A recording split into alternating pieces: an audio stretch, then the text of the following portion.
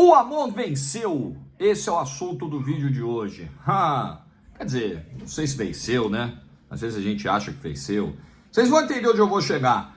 Antes de qualquer coisa, obviamente que eu preciso falar sobre este novo visual que vai me acompanhar pelos próximos meses no canal.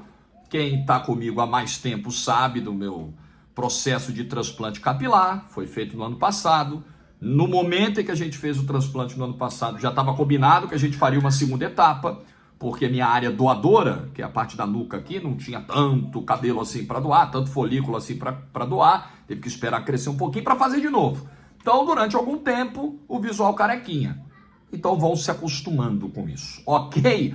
Deixa o like no vídeo aí, se inscreva no canal e ative o sininho das notificações. E nós vamos falar, para ser mais específico, sobre a relação de amor, nem tanto amor assim, Neymar com o Paris Saint-Germain, mas uma entrevista do Neymar nessa semana talvez tenha aquecido alguns corações mais exigentes, mais duros do Paris Saint-Germain, e vamos falar sobre a Copa do Mundo Feminina, que vai provocando manifestações de amor da torcida brasileira. Não é bem assim, mas vamos falar disso aqui. Deixa o like no vídeo, se inscreve no canal, ativa o sininho, rumo a 120 mil inscritos e vambora. Eu vou começar pelo Neymar, que é o tema um pouco mais leve do vídeo, e vou terminar com um tom mais duro sobre o que aconteceu já no primeiro dia da Copa do Mundo Feminina aqui no Brasil, tá? Então vou deixar o negócio mais pesado para o final. O Neymar deu uma entrevista essa semana ao Casimiro Miguel, e ele disse uma frase, no meio de tantas, ele disse uma frase que repercutiu muito em Paris e que impactou muito. Quando ele fala assim, abre aspas, estou sereno, mesmo que não haja muito amor com os torcedores, estarei lá, com ou sem amor, fecha aspas. A gente sabe que a relação do Neymar não só com o torcedor do PSG, tá? Com a cidade de Paris, com a França, ela sempre foi uma relação de chuvas, tempestades e poucas aberturas de sol. Muita contestação, críticas, um lamento pelo fato do Neymar ficar fora em momentos decisivos, algumas viagens do Neymar para o Brasil que não repercutem muito bem por lá. Tem todo um pacote. O fato do Neymar até hoje não falar fluentemente o francês, a gente sabe como eles são exigentes com isso. Mas essa é uma frase que pode repetir algo que aconteceu naquele momento em que o Neymar, vou, não vou, fico, não fico, renovo, não renovo, que tinha cartaz para ele na arquibancada, tinha faixa xingando, e ele falou, ó, gente, agora eu tô aqui, minha cabeça tá aqui, e vamos tocar em frente. E por algum tempo houve meio que um cessar-fogo nessa relação. A arquibancada diminuiu o tom, o Neymar continuou fazendo o papel dele dentro de campo, mas aí, né, as eliminações em Champions voltam com as críticas, as lesões também, porque nem sempre o pessoal olha o lado do Neymar caçado em campo. Tem gente que diz, o Neymar se machuca porque não se cuida. Eu não entro nesse mérito porque não sou médico, né? Eu preciso ter acesso aos laudos aí de cada lesão, de cada para ter uma opinião precisa. Então eu não vou entrar no terreno da hipótese, no terreno que eu não domino. Mas é uma tentativa de recosturar, não é que ele vai costurar, ele vai costurar de novo, uma recostura, não sei nem se existe o termo, ele vai ter que costurar de novo uma relação que é difícil, e assim, no português claro, as partes vão ter que se engolir, porque tem um contrato longo aí, até 2027, o Neymar não quer abrir mão desse contrato, e assim, dá para entender, porque é um salário de 25 milhões, o Neymar sabe da dificuldade de se encaixar hoje em outro grande centro da Europa. A percepção que eu tenho, isso não é informação, é percepção, de que existe uma resistência, assim, uma dúvida no mercado do futebol, uma dúvida. O Neymar, se a gente trouxer ele para cá, é um jogador caro. Obviamente que nenhum clube do mundo que quiser contratar o Neymar vai pagar o que ele ganha no Paris Saint-Germain, porque o patamar lá é outro. Mas ainda assim, será um jogador caro para qualquer clube da Inglaterra, da Itália, da Alemanha, de onde for, da Espanha. E aí o cara faz conta, né? O cara pensa, pô, vai compensar a relação custo-benefício? Na hora que o bicho pegar, eu vou ter o Neymar?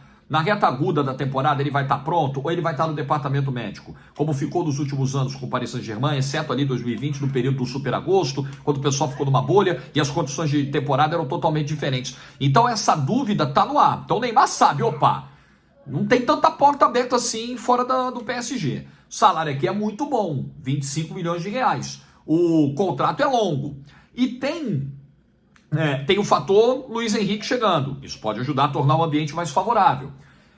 Tem um fator que talvez mova o Neymar, e eu como alguém que enxerga muito potencial no Neymar, e é brasileiro como o Neymar, além de enxergar isso, eu torço para que o Neymar tenha dentro dele ainda essa ambição de, caramba, a minha passagem pelo Paris Saint-Germain, ela não pode ser só isso. Eu não tomei o passo mais arriscado da minha carreira, deixando o Barcelona para vir para cá, para passar em branco aqui e não ganhar uma Champions. Eu tenho aqui 2024, 25, 26, 27, eu tenho 3, 4 edições de Champions para tentar isso. Para que as pessoas não enxerguem, para que não fique na minha história, na minha biografia, que eu fracassei aqui, que eu cheguei e o grande objetivo não foi alcançado. Então, se isso estiver movendo o Neymar, isso vai ser bom para o futebol, não é só para o Paris Saint-Germain. É bom para o futebol, é bom para a seleção brasileira, porque, obviamente, uma boa performance do clube tem reflexos e carrega um pouco disso para o ambiente de seleção brasileira, e eu espero que isso esteja mesmo nos planos do Neymar. E uma temporada em que ele consiga ficar longe das lesões. Isso é fundamental, isso é central, e óbvio que isso não depende só dele, mas eu tenho a sensação, por mais que eu não queira entrar nesse terreno, de que o atleta ele precisa também ter um cuidado especial, né, com o seu corpo, com o seu físico, com a sua alimentação, com o sono. Talvez o Neymar, não estou dizendo que o Neymar é culpado pelas lesões, não estou dizendo, mas fazer a parte dele é importante. Como ele sabe que o corpo dele é muito exigido, né, tem muito choque, tem muita entrada, tem uma sequência, um ritmo de jogo que é muito intenso, e que agora, muito provavelmente, a bola vai passar ainda mais por ele. Agora, muito provavelmente, as responsabilidades estarão centralizadas nele, porque você não tem o Messi. Daqui a pouquinho não vai ter o Mbappé, né? O Neymar vai continuar e o Mbappé vai embora em algum momento. Pode ser amanhã, pode ser hoje. Eu tô gravando o vídeo e o Mbappé já foi. Pode ser só na temporada que vem. Mas isso vai acontecer, isso é inevitável. E o Neymar sabe do peso da responsabilidade que ele terá a partir de agora. Tudo caminha para que o projeto fique única e exclusivamente centrado nele, como o protagonista em campo. Claro que o PSG vai contratar, claro que o PSG vai ao mercado, mas ele vai passar a ser o cara. E acho que o próprio PSG já enxergou isso. Pô, o cara tem aqui, o contrato tá aí, né? Não tem tanta oportunidade assim de mercado, o Mbappé tá saindo, o Messi tá saindo. Talvez aquela nossa ideia de vamos achar um clube pro Neymar? Opa, o Mbappé tá indo embora também. Melhor segurar o cara. Então, veja como as coisas do futebol são muito dinâmicas, né? Veja como o ambiente ele muda rapidamente. Então, o Neymar sai de um cara descartado praticamente, pelo que se informava da diretoria do Paris Saint-Germain, para um cara outra vez vital. Então, se mudou essa percepção da diretoria, obrigatoriamente vai ter que mudar do torcedor do Paris Saint-Germain. Ou o torcedor do PSG engole e fala, é o Neymar, tem que aguentar o cara. E entende essa situação com maturidade, ou vão ser mais 3, 4 anos de inferno e vai ser ruim para as duas partes. O PSG vai estar gastando dinheiro num cara que vai estar infeliz, não vai trazer retorno, o Neymar vai estar perdendo um tempo esportivo da vida, apesar de estar ganhando muito dinheiro. Então, eu acho que tudo caminha aí para uma... O cristalzinho deu uma quebrada ali, né? Não vai ser exatamente perfeito. Mas dá para ir, né? Se as partes cederem um pouquinho, dá para ir. Dá para que essa relação... Gente, é o Neymar, gente. O Neymar tem muita bola, muita qualidade, muito talento. E ele ainda tem algo que é valiosíssimo e que está acabando. Tempo. Que ele aproveite ao máximo o tempo que tem para dar um desfecho mais adequado à sua trajetória no campo, mais de acordo com a sua qualidade, com a sua capacidade, com o seu potencial que ele sempre demonstrou. Certo? Outro assunto do vídeo de hoje é a Copa do Mundo Feminina. Tema delicado, mas eu não vou deixar de abordar, não deixo de abordar nenhum assunto aqui no canal. Não tenho medo de falar de qualquer tema. Nós tivemos na última quarta-feira a abertura da Copa do Mundo Feminina. E, obviamente, todo evento como esse, num ambiente polarizado que a gente está, onde a política, onde as ideologias elas entram em tudo, inclusive no esporte, nesse período alguns debates ficam muito aflorados. Só que a gente precisa ser responsável e separar o que é debate, e eu sei que isso é muito difícil. O que é opinião, o que é preferência e o que é babaquice e preconceito. São duas coisas diferentes. Então eu vou dizer algo aqui que poucas pessoas têm coragem de dizer. O público, ele tem o direito de não gostar de acompanhar o futebol feminino. Ele tem o direito de não gostar do futebol masculino, de não gostar do futebol feminino, de não gostar do vôlei masculino, de não gostar do vôlei feminino. Quem decide o que vai consumir é o público. Porque toda vez que você vai consumir um produto, você está investindo uma parte do seu dinheiro nisso, da sua renda, ok? Então quando você paga para assistir, quando você liga para assistir um jogo, ou você está pagando a mensalidade da sua TV por assinatura, ou você está pagando a mensalidade do seu streaming, ou você está pagando a banda de internet se aquele sinal for aberto em algum site, ou você está pagando a energia elétrica se o sinal for apenas a energia elétrica, porque já está embutido nos exemplos anteriores. Se o evento for de uma TV aberta, você está pagando para consumir aquilo. Então você só vai pagar por algo que lhe satisfaça, por algo que faça sentido para você, que te entretenha de alguma forma, que seja divertido, que mexa com as suas emoções. Se aquilo não te conecta de alguma forma, você não vai consumir, você não é obrigado a consumir, e ninguém pode apontar o dedo porque você não quer consumir. E você não pode ser tratado como alguém preconceituoso porque não quer consumir. Agora, tem um porém aí. Quando você ultrapassa esse terreno para ironizar, debochar, destilar preconceito, aí você está deixando de exercer o simples direito de consumidor para ser um consumidor babaca. Porque você não só quer exercer o seu direito de não assistir, como você quer desestimular as outras pessoas que querem fazê-lo. E você não tem o direito de fazer isso. Cada um consome o que quer. Você não tem o direito de atacar pessoas que estão trabalhando. As mulheres que jogam futebol, elas estão exercendo uma profissão. E ainda bem que já passou, e faz tempo, a época em que as mulheres não podiam fazer as mesmas atividades que os homens. Isso existia, isso não estou inventando. É só ler um pouquinho de história que você vai entender que até mesmo o direito ao voto foi algo que as mulheres tiveram que conquistar com muito esforço. Então você ironizar o papel, a presença feminina em qualquer segmento da atividade profissional, em qualquer segmento humano, é ser preconceituoso e babaca. Tem muita gente com orgulho de ser babaca, com orgulho de ser preconceituoso. Você não gosta, cara, é um direito seu. Mas ali existe trabalho, ali existe profissionalismo, ali existe dedicação, ali existe dinheiro. Você acha que uma Copa do Mundo feminina a FIFA faz para ter prejuízo? É óbvio que não. Aquilo é um negócio da FIFA.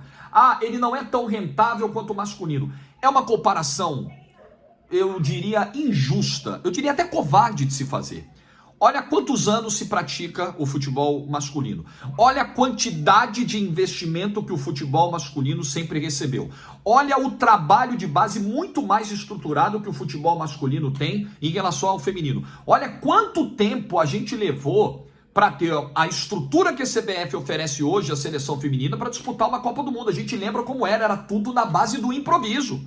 Era tudo na base do jeitinho. Hoje existe um ambiente profissional que propicia um crescimento do futebol feminino. Mas esse crescimento, ele não vem no estalo de dedos. O Manchester City, ele não ganhou a Liga dos Campeões no primeiro ano que começou a jogar um monte de dinheiro lá. É um processo. O futebol feminino ainda está muito aquém do investimento necessário para a evolução. Mas o que tem aí já é capaz de provocar uma transformação. Mas é um processo longo, difícil. E quando o público age, uma parte do público, ainda bem, de forma babaca e preconceituosa, ele está atrasando esse processo. Ele joga contra esse processo. E esse é o ponto. Você não tem o direito de assistir, você não tem a obrigação de assistir, não tem. Não tem. Você vê o que você quiser. Agora, quando você vai para um chat de uma transmissão e começa a dizer, elas não tinham que estar aí, o lugar delas era tá na pia lavando louça, o lugar delas era tá lavando roupa. O que você pretende com isso? Você pretende construir algum debate para a melhoria do futebol feminino ou você só quer mostrar que você é um machista babacão que adora, né, de trás do teclado, atrás do teclado, da tela do computador, você fica muito valentão, você fica muito gostosão para poder ofender quem quer que seja, provavelmente uma ofensa que você não gostaria de receber de volta. Qual é a intenção? Então, se a sua intenção é, vamos debater o futebol feminino. Poxa, nós vamos debater por que a diferença técnica, vamos debater as questões físicas das quais fica difícil fugir, porque aí é algo científico, é algo biológico. Vamos debater duração do jogo, vamos debater terreno de jogo, vamos debater o papel das goleiras, a preparação, tamanho de gol, etc. Faz sentido, não faz sentido, né? Tem que mudar, tem gol, como no vôlei, que baixa a rede. Vamos fazer um debate construtivo? Vamos ouvir contrapontos? Vamos ouvir as profissionais do futebol feminino e o que elas acham, jogadoras, treinadores, preparadores físicos. Vamos construir algo, pô, queremos melhorar. Beleza, o que a gente está apontando aqui como algo que pode melhorar na modalidade? Até aí, ninguém, se alguém te acusar de preconceituoso, porque você está querendo trazer uma pauta relevante e algo construtivo para o futebol feminino, aí existe também o extremismo do outro lado. Agora, pode ser, posto que postaram no chat da transmissão essa semana, do jogo de abertura da competição, do jogo da Nova Zelândia, você não está querendo debater nada. Você não está querendo melhorar nada. Você simplesmente está querendo desencorajar as pessoas a praticarem algo que elas têm o total direito de fazer. Quem é você, do alto da sua insignificânciazinha de bosta, para dizer se uma jogadora pode ou não colocar um calção, uma camisa, um meião, uma chuteira e entrar num campo de futebol? Porra, você é quem, meu velho? O que você faz de construtivo na sua vida? O que você pratica? O que você vai deixar de legado para o mundo? Quem é você, cara?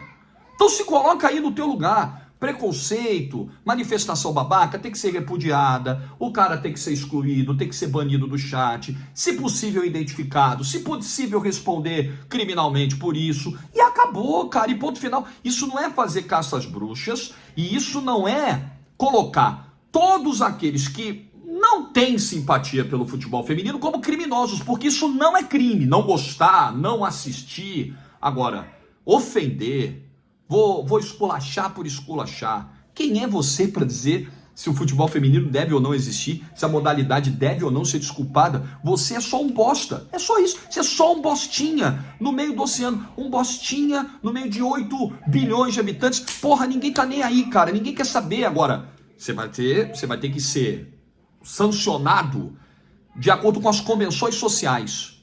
O mundo hoje, que bom, ele não tolera esse tipo de gente. Esse tipo de gente, ela é assim, ela repele as pessoas, sabe? Esse tipo de gente, que bom que seja assim. Esse tipo de gente, você olha e fala, eu não quero estar perto daquele cara.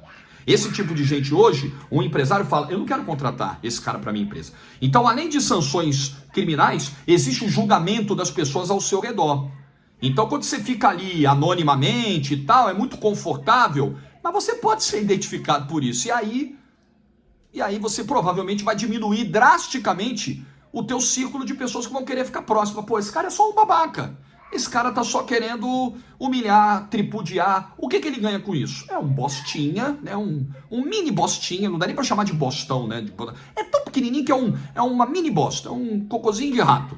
E que acha que, né, vai colocar para fora toda a sua frustração, e é bom que investigue o porquê de tanta frustração, humilhando jogadoras que estão trabalhando.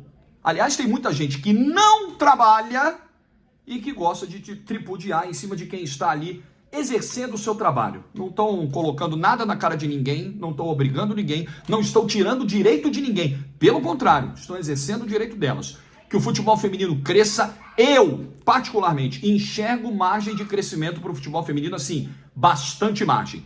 Principalmente em se tratando de Brasil, onde o investimento não é tão grande como nos Estados Unidos, como no Canadá, como em alguns países da Europa, onde tem uma Champions League de alto nível, que enche estádio. Aqui, a gente está muito atrás.